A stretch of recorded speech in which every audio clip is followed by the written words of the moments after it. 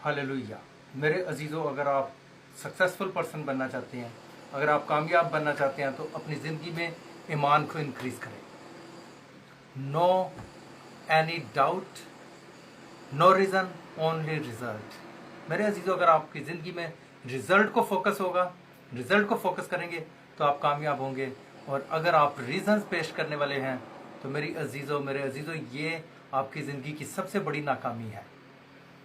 जिस बंदे की ज़िंदगी में रीजंस हैं वो कामयाब नहीं, और जिसकी ज़िंदगी में रिजल्ट है, जिसका फोकस रिजल्ट पे है, वो कामयाब है। मेरे अजीज़ों, आज आपने अपनी ज़िंदगियों पे गौर करना है कि आपकी ज़िंदगी में रिजल्ट है या आपकी ज़िंदगी में रीजंस हैं। इस दुनिया में अगर कोई कामयाब है तो वो है कामयाब जिसकी ज़िंदगी में रीजंस को ब्रेक कर दिया जाता है, स्टॉप कर दिया जाता है, और सिर्फ रिजल्ट को फोकस करके आगे चलता है। रिजल्ट को फोकस करके आगे चलने का मतलब यह है कि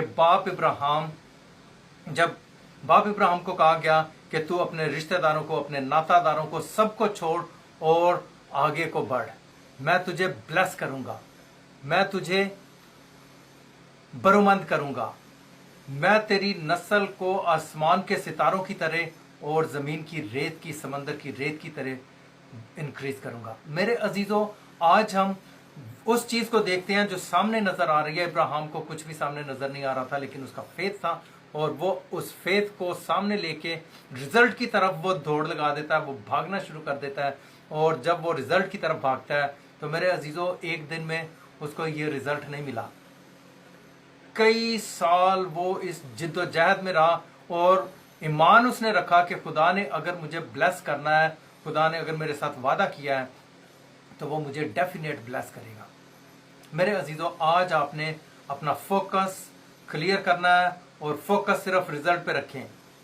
जब हम रीजन पेश करते हैं, मैं कामयाब इसलिए नहीं हुआ कि मेरे साथ ये मसला हो गया था, मैं कामयाब इसलिए नहीं हुआ कि मेरे साथ वो मसला हो गया था, मैं एग्जाम्स में पास इसलिए नहीं हो सका कि लाइट चली गई थी, पाकिस्तान में जैसे, इंडिया में जैसे होता है, मैं कामयाब नहीं हो सका चूंकि मुझ पर बर्डन बहुत ज्यादा था, मैं कामयाब नहीं हो सका, मुझे घर में एटमॉस्फेयर अच्छा नहीं मिला, मैं कामयाब इसलिए नहीं हो सका कि मेरे साथ ये हो रहा था और वो हो रहा था, मैं कामयाब इसलिए नहीं हो सका कि मैं बीमार हो गया था। मेरे अजीजों, ये रीजंस हैं।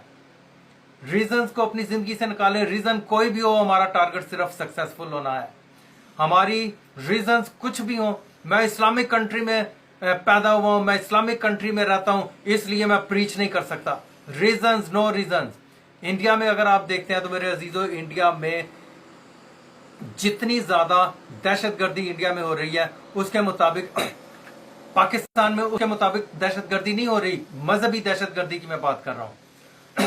इसके बावजूद अगर हम देखते हैं तो इंडिया में एवेंजलिज्म पीक पे है।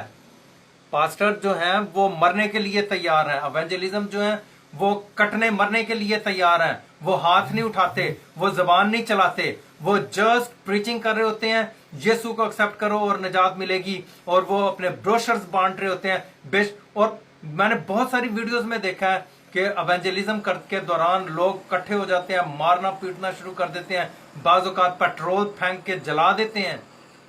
लेकिन मेरे अजीजों, इस के बावजूद जितना इस दुनिया में एवेंजलिज्म आज के दौर में इंडिया में हो रहा है, पूरी दुनिया में कहीं नहीं हो रहा, पूरी दुनिया में कहीं पे भी नहीं हो रहा।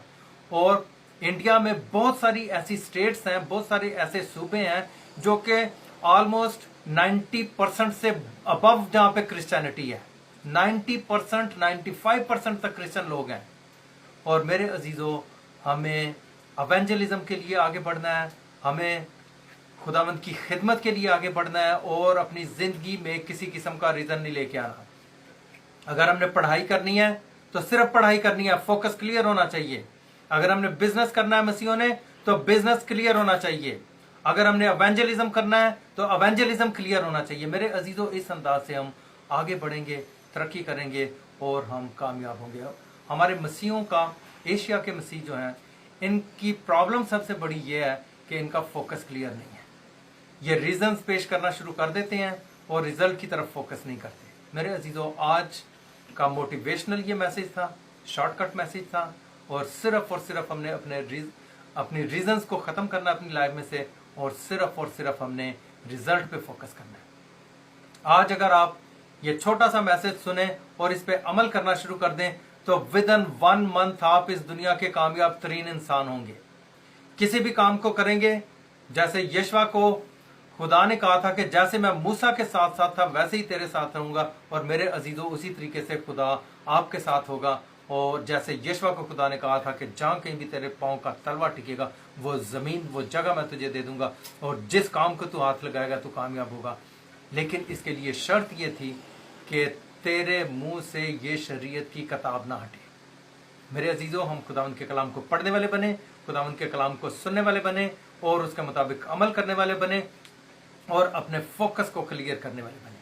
अगर ऐसा होगा तो हम खुदावंद की बादशाह के वारिस भी होंगे और हम इस दुनिया में भी कामयाब होंगे, और जब यहाँ से कूच करेंगे तो वहां पे भी हमारे लिए कामयाबी होगी। आमीन। खुदावंद आप सबको बड़ी बरकत दे।